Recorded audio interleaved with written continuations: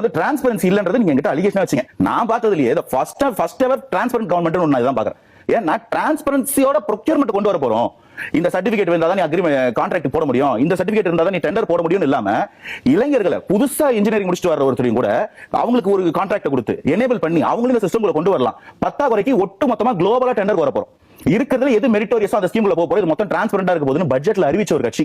முதல்ல மாற்றம் சொன்னீங்க. ரெண்டாவது 3 மாசத்துல ஆட்சி கலைஞரும் ஐயா முத்துவேல் கருணாநிதி ஸ்டாலின் சொன்னார். சக்சஸ்ஃபுல்லா நாங்க 3 மாசத்தை தாண்டிட்டோம்.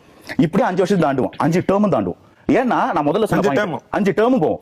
ஏன்னா நீங்க அந்த புது அரசியல புரிஞ்சுக்கல.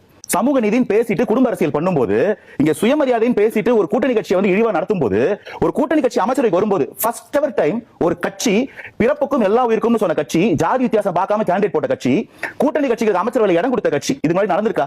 75 ஆண்டு கால தமிழக வரலாற்றுல இது எப்பயுமே நடக்கல.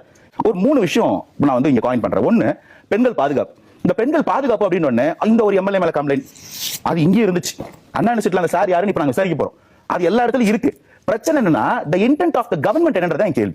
சிங்கப்பெண் அதிரடி திட்டம் ஒன்று கொண்டு வரோம். அதுக்காக தனியா நிதி ஒதுக்கி இருக்கோம். புதுசா ரெக்ரூட்மெண்ட் கொண்டு வர போறோம். அந்த சிங்கப்பெண் அதிரடி திட்டம் இன்னைக்கு பாக்குறது அதோட ஃபுல்லஸ்ட் ஃபார்ம் கிடையாது.